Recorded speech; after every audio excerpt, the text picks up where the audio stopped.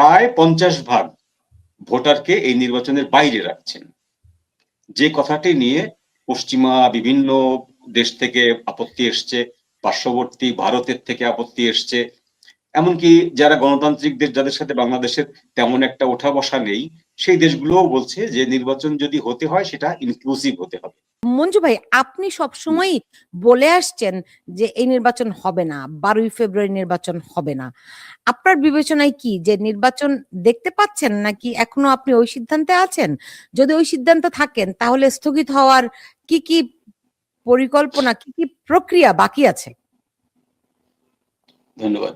আমি যে কতগুলো কারণ ডট মিলিয়ে এটাকে বলতাম যে নির্বাচন হবে না, সেই কারণগুলোর কিন্তু সমাধান হয়নি। সরি।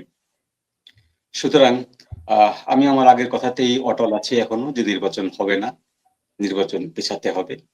তার ১ নম্বর কারণ হচ্ছে যে এই নির্বাচনটিকে আমরা যখন বলছি যে সারা দেশের মানুষকে যখন এই ধরনের একটা আশ্বাস দিচ্ছি যে গত ৩টি নির্বাচন কোনো নির্বাচন ছিল না আওয়ামী লীগের আমলে, অবৈধ নির্বাচন, এবং এইটা নিয়ে বহুবার কথা উঠেছে, হাইকোর্ট পর্যন্ত গেছে বিষয়টি, সুপ্রিম কোর্ট পর্যন্ত গেছে যে এই নির্বাচনের সকল কিছু অবৈধ। এমনকি এই নির্বাচনের যে একটি নির্বাচনে বিএনপি অংশগ্রহণ করেছিল, সেখানে ১০ জন তাদের সংসদ সদস্য হয়েছিল, তারাও পর্যন্ত একটিবার বলছে না যে আমরা তো ওই নির্বাচনে সংসদ সদস্য ছিলাম ১০ জন। তারাও কিন্তু এই নির্বাচন, ৩টি নির্বাচনকে বাতিল করে দিচ্ছেন বাংলাদেশ থেকে। তার মানেটা হচ্ছে যে ওই নির্বাচনের থেকে একটা বেটার নির্বাচন এই সরকার করতে চাচ্ছে, যা ঐতিহাসিকভাবে বাংলাদেশে প্রথমবার মতন হবে। কি সেই বেটার নির্বাচন? মাত্র ২টি রাজনৈতিক দলকে নিয়ে, ২.৫টি রাজনৈতিক দল নির্বাচন যারা করে, যারা হাড্ডাহাড্ডি লড়াই করে, এরকম দল হচ্ছে ২.৫টি। আর বাকি যে খুচরো দলগুলো আছে যারা নির্বাচন করে, এরা নির্বাচন করে জাস্ট নির্বাচন করার জন্য করে। এগুলো হচ্ছে আপনার ঠিকাদারির ভাষায় বলে যে নেগোসিয়েশনের পয়সা খাওয়ার ব্যাপার, নেগোসিয়েশনের। অধিকাংশ প্রার্থীদের জামানত বাজেয়াপ্ত হয়, অধিকাংশ প্রার্থীরা শুধুমাত্র পারিবারিক ভোটগুলো পায়। তো এই দলগুলো বাদে ২টি দল হচ্ছে নির্বাচনে হাড্ডাহাড্ডি লড়াই করার মতন অবস্থায় আছে। একটি হলো জামাতে ইসলামী বাংলাদেশ, আর একটি হলো বাংলাদেশ জাতীয়তাবাদী দল। তো এই ২টি দলকে নিয়ে যখন আপনি নির্বাচন করছেন, তখন আপনি দেশের প্রায় ৫০% ভোটারকে এই নির্বাচনের বাইরে রাখছেন। যে কথাটি নিয়ে পশ্চিমা বিভিন্ন দেশ থেকে আপত্তি এসছে, পার্শ্ববর্তী ভারতের থেকে আপত্তি এসছে, এমনকি যারা গণতান্ত্রিক দেশ, যাদের সাথে বাংলাদেশের তেমন একটা ওঠা বসা নেই, সেই দেশগুলোও বলছে যে নির্বাচন যদি হতে হয় সেটা ইনক্লুসিভ হতে হবে। তো ১ নম্বর কথা হলো আপনি ইনক্লুসিভ এটা করলো না তারা আওয়ামী লীগকে বাদ দিয়েই করলো।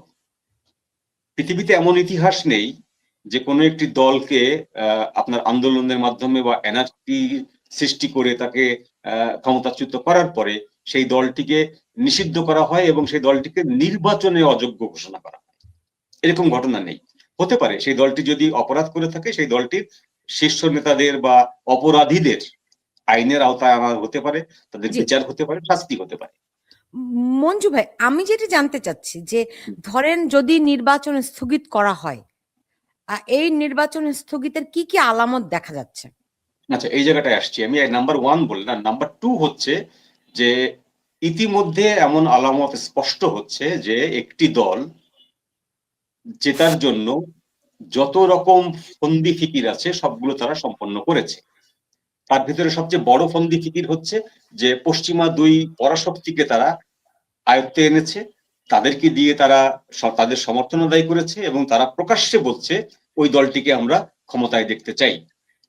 এবং এরকম অভিযোগ উঠছে যে ব্যালট পেপার ছাপিয়ে, ব্যালট পেপারে অনেক আগে থেকেই সিল মেরে সেই ব্যালট পেপারগুলো বক্সে ফেলা হবে। সারা দেশের একটা ভোটার তালিকা আজকে প্রকাশ হয়েছে, বিশেষ করে ঢাকা শহরের একটা ভোটার তালিকা প্রকাশ হয়েছে। সেখানে দেখা যাচ্ছে যে ঢাকার যতগুলো আসন, সবগুলো আসনে আপনার ১.৫ লাখ ২ লাখ করে ভোটারের সংখ্যা বেড়ে গেছে। গত ১.৫ বছর আগের যে সংখ্যা, সেই সংখ্যা থেকে মাত্র ১.৫ বছরের ভিতরে এক একটা আসনে ২ লাখ, ২.৫ লাখ, ১.৫ লাখ, ১ লাখ করে ভোটারের সংখ্যা বেড়ে গেছে। এগুলো হচ্ছে সব পরিকল্পিতভাবে বানানো হচ্ছে। যে কোন কোন আসনে যে আসনে তাদের দরকার সেই আসনে তারা বাড়াচ্ছে, যে আসনে দরকার নেই সেই আসনে কমিয়ে দিচ্ছে। তো এই যে সম্পূর্ণ মেকানিজমটা হচ্ছে, যেটাকে আমরা ইলেকশন মেকানিজম বলি, ক্যারিকেচার বলি, সেই ক্যারিকেচার করে একটি দল জয়ী হওয়ার প্রায় দ্বার প্রান্তে। তো সেই অবস্থায় যে বাকি যে দলটি থাকবে সেই দলটি যদি মনে করে যে আমাদের বিজয়ী হওয়ার কোনো সম্ভাবনা নেই, যদিও সেই দলটি ভীষণ রকম জনপ্রিয় এই মুহূর্তে, যেহেতু আওয়ামী লীগ মাঠে নেই, তাহলে যেটা হবে যে ঠিক ভোটের আগে, একদিন দুদিন আগে বা 3-4 দিন আগে তারা ভোট বর্জন করবে।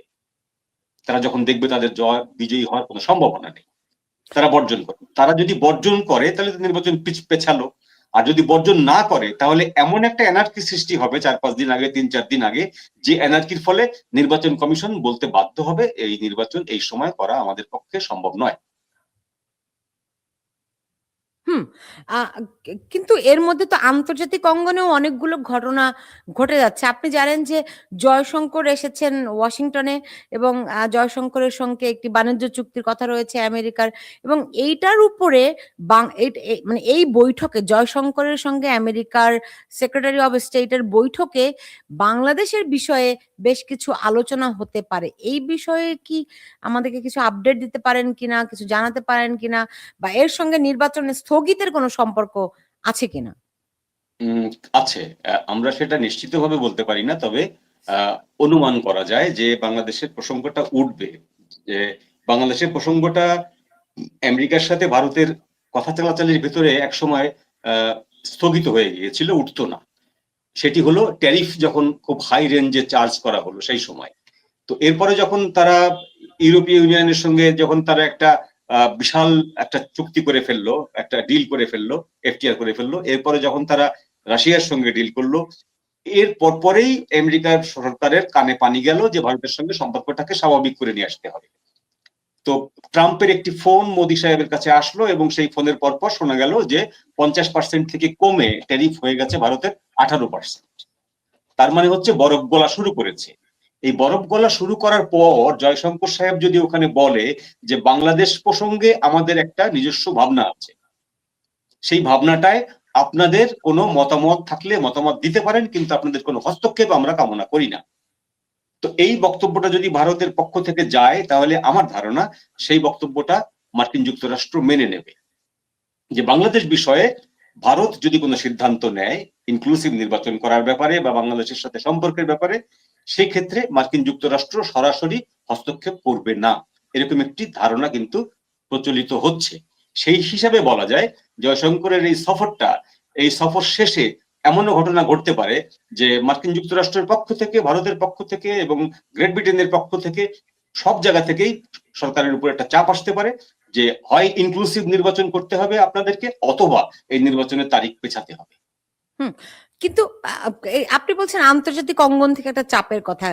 গত কিছুদিন ধরে দেখছি ডক্টর মোহাম্মদ ইউনূসের যে খুবই শক্তিশালী, ব্যাপক প্রভাব বিস্তারকারী যে তার পিআর টিম, তাদের কোনো ইম্প্যাক্ট কি এই আন্তর্জাতিক অঙ্গনে এখন কি মানে আমি দেখতে পাই না দেখে প্রশ্নটি তুলছি। আপনি কি দেখতে পাচ্ছেন তাদের কি প্রভাব একেবারেই কমে গেছে নাকি? একেবারেই কমে গেছে তাদের প্রভাব, বরং এমনও কানাঘুষো শোনা যাচ্ছে যে এই পিআর টিমের অনেকেই আপনার ডিপ্লোম্যাটিক পাসপোর্ট, যেটা সেই পাসপোর্ট জমা দেওয়া শুরু করেছেন, ডিপ্লোম্যাটিক পাসপোর্ট জমা দিয়ে তাদের পার্সোনাল পাসপোর্ট নেওয়া শুরু করেছেন। তো এই জিনিসগুলো খুব সিগনিফিকেন্ট, কারণ তারা ভোটের একদিন দুদিন আগে বা ভোটের একদিন দুদিন পরে যে এনার্কি সৃষ্টি হবে সেটা সামলানোর ক্ষমতা ওদের নেই। আমাদের সেনাবাহিনী যতই বড় বড় কথা বলুক, পুলিশ যত বড় বড় কথা বলুক, তারা কিন্তু কেউ সামলাতে পারবে না। আমরা একটা হিসাব পেয়েছি গতকালকে যে 5.5 লক্ষ আইন শৃঙ্খলা বাহিনীর লোকজন এই সমস্ত ভোট কেন্দ্রে থাকবে।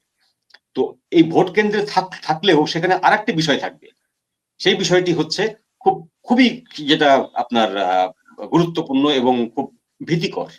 সেটি হলো র্যাবের পোশাক চেঞ্জ করা হচ্ছে খুব রিসেন্টলি, যেটা সেভাবে ঘোষণায় আসেনি। র্যাবের নামও চেঞ্জ করা হচ্ছে। তো সেই র্যাবের যে পোশাক, সেই র্যাবের সদস্য সংখ্যা, সেই সদস্য সংখ্যার থেকেও আরো 20,000-25,000 মতন বেশি পোশাক অর্ডার দেওয়া হয়েছে।